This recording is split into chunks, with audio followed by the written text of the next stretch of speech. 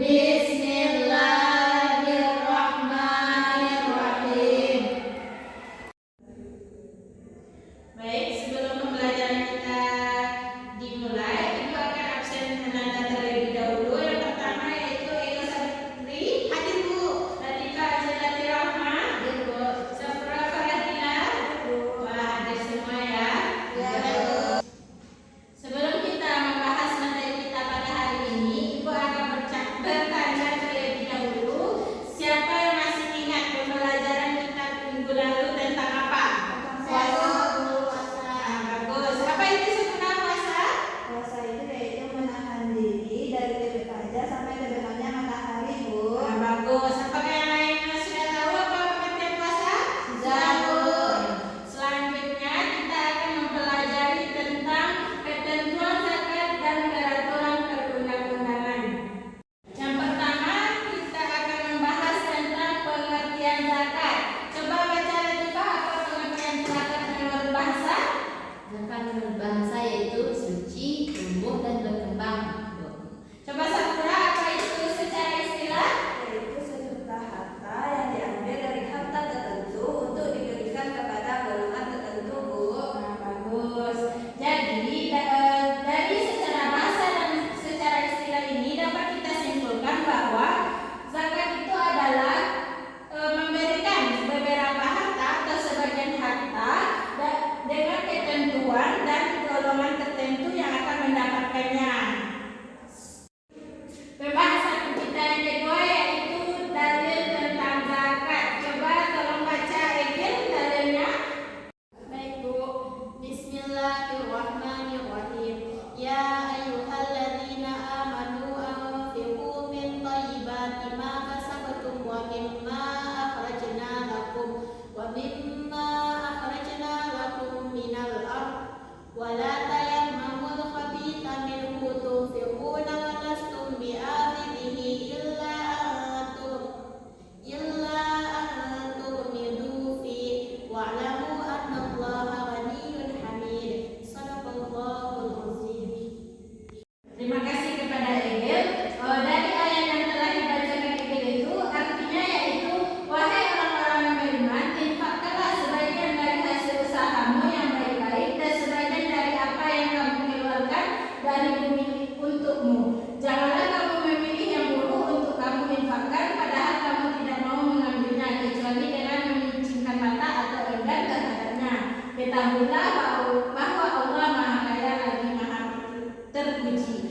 Jadi ayat ini memerintahkan kita untuk berzakat dengan harta itu harus baik dan halal, tidak boleh hasil dari curian, perampokan atau harta yang tidak milik kita. Selanjutnya kita akan membahas tentang mustahik zakat, yang mana artinya mustahik zakat ini sama dengan orang yang berhak menerima zakat. Yang pertama yaitu fakir. Siapa yang tahu apa itu fakir? Nggak tahu, Bu. Fakir itu adalah orang yang tidak mampu atau tidak mempunyai pekerjaan untuk memenuhi kebutuhannya sehari-hari. Yang kedua yaitu miskin. Miskin ini orang yang tidak mampu untuk memenuhi kebutuhannya sehari-hari, tetapi tidak seluruhnya. Misalnya yang dibutuhkannya itu 10, yang mampu dia penuhi cuma 5 atau 7. Selanjutnya yang ketiga yaitu amil. Amil, siapa yang tahu apa itu amil? Orang yang mengumpulkan, Bu. Nah, bagus. Seperti yang dikatakan itu, amil ini adalah orang yang mengumpulkan zakat. Jadi amil ini orang yang bisa menyalurkan zakat-zakat orang ini kepada orang yang berhak menerimanya. Yang keempat yaitu mu'alaf. Apa itu mu'alaf? Orang yang baru masuk Islam, Bu. Betul, dari kata Ananda tadi, mu'alaf itu adalah orang yang baru masuk Islam. Kenapa orang baru masuk Islam ini harus memberikan zakat?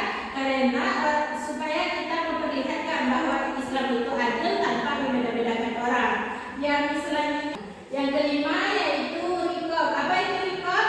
Budak. Nah, bagus. Rikob itu adalah budak, di mana kenapa harus diberikan zakat rikob ini? Karena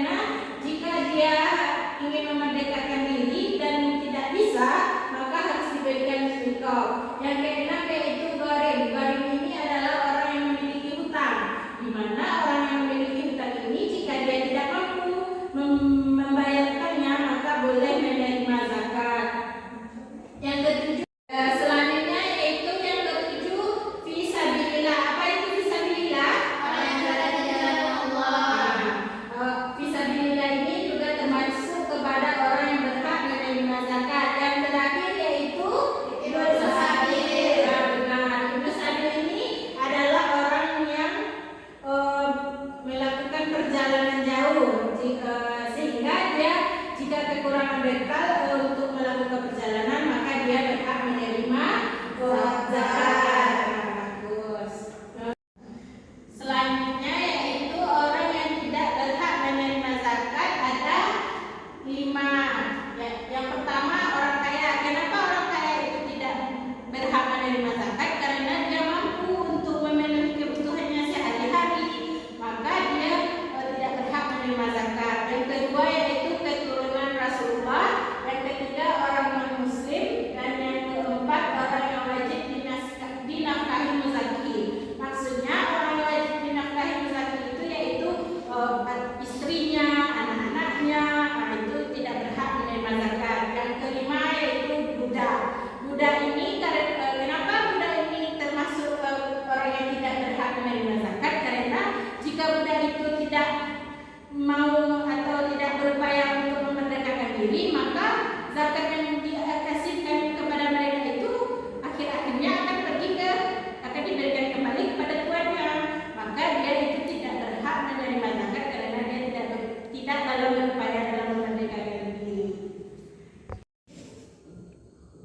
Selanjutnya materi kita yaitu peraturan perundang-undangan tentang zakat. Peraturan perundang-undangan ini tentang zakat diatur pada Undang-Undang Nomor 23 Tahun 2011 tentang pengelolaan zakat, di mana pada undang-undang ini berisi tentang zakat yang dikelola oleh Badan Amil Zakat Nasional atau Basnas dan lembaga amil zakat. Ya, maksudnya yang berhak menerima yang mengelola zakat itu yaitu Basnas atau lembaga amil zakat. Yang kedua, isinya yaitu zakat memiliki posisi strategis dalam pemberdayaan umat dan penanggulangan kemiskinan. Yang ketiga, pemerintah berkewajiban mendukung pengelolaan zakat secara amanah, transparan, dan profesional. Nah, itulah pembahasan kita pada hari ini. Apakah Anda sudah paham? Nah, jika sudah paham, coba siapa yang ingat siapa aja yang penerima mustahik zakat? Siapa yang bisa? Saya, Bu. Coba Samurai, siapa saja yang termasuk mustahik zakat? Mustahik zakat itu ada 8, Bu. Yang pertama fakir, yang kedua miskin, yang ketiga amil, yang keempat mu'alaf, yang kelima rikab, yang keenam gharim, yang ketujuh fi sabilillah, yang kedelapan ibnu sabil, Bu. Terima kasih kepada Safura. Selanjutnya untuk melihat pemahaman Ananda semuanya, apakah sudah memahami atau belum, maka Ibu akan mengadakan evaluasinya dengan menggunakan GMK. Oke, Bu. Yeay.